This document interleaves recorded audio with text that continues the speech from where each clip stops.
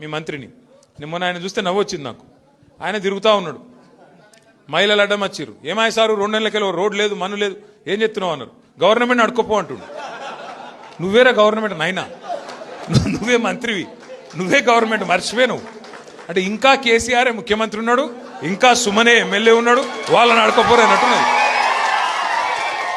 ఏం చెప్పాలి మళ్ళీ వీళ్ళతో కొట్లాడాలి మనం, మన కర్మ. బాధ ఏంటంటే మీరు చూడరు, ముఖ్యమంత్రి గారు కూడా నిన్న మాట్లాడుతుండే ఎక్కడో మాట్లాడుకుంటా, ఇదివరకు మంత్రులు ఉన్న వాళ్ళు పొంకనాలు కొట్టింది వేదిక మీద ఉన్నారు అంటుండు. అంటే ఒక విచిత్రమైన పరిస్థితి రాష్ట్రంలో ఉన్నది. అందుకే వాళ్ళకు అబద్ధాలు కూడా చక్కగా చెప్పస్తలేదు. ముఖ్యమంత్రి గారు ఆయనకు పరిపాలన చేతనైతలేదు, పాపం నడుపస్తలేదు. ఆయన బాధ వర్ణనాతీతంగా ఉంది. ఆయన ఎవడు గుర్తుపడతలేడు ముఖ్యమంత్రిగా.